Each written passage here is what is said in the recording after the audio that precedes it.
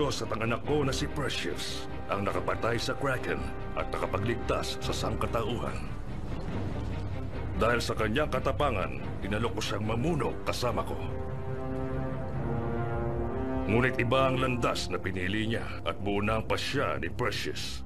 Nangako siyang mamuhay bilang isang tao. Kahit nakunin ng tadhana ang kanyang kabiyak, hindi siya humingi ng tulong mula sa akin o kahit sa ibang Diyos.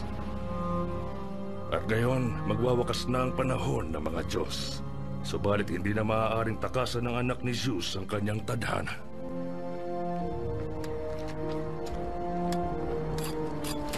Ang daming huli ngayon, Ama. Saan mo nakuha yan? Ginawa ko po.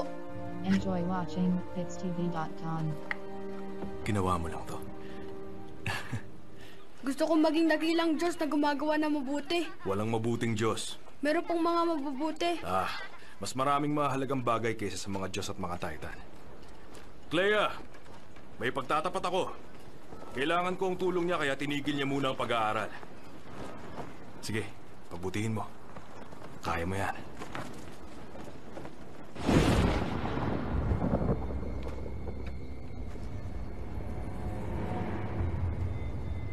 Dinadalaw ko siya sa panaginip niya. Mana siya sa kanyang ama, Porsigido.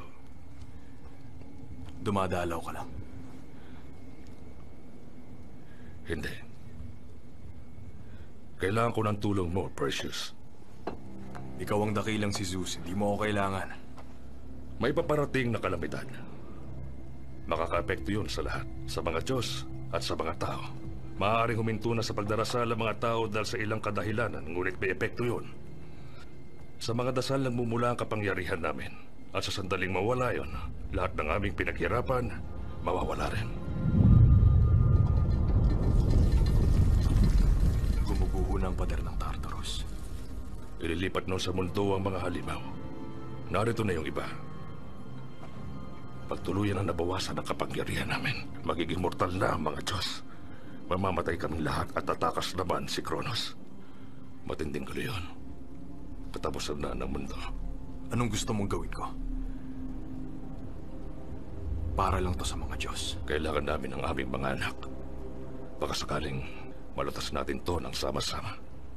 Kailangan namin ng lahat ng lakas, Precious. Kailangan mo nang umalis. Matulog ka na mahimbing.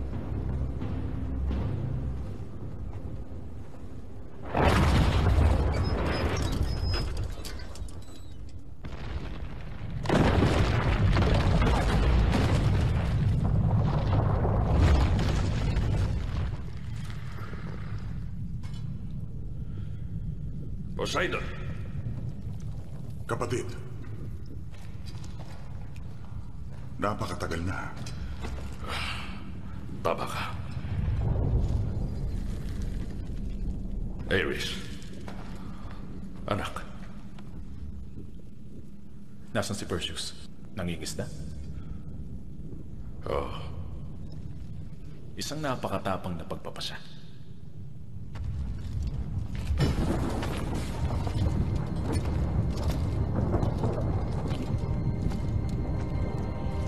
Tartarus, ang bilangguan ng daigdig ng mga patay.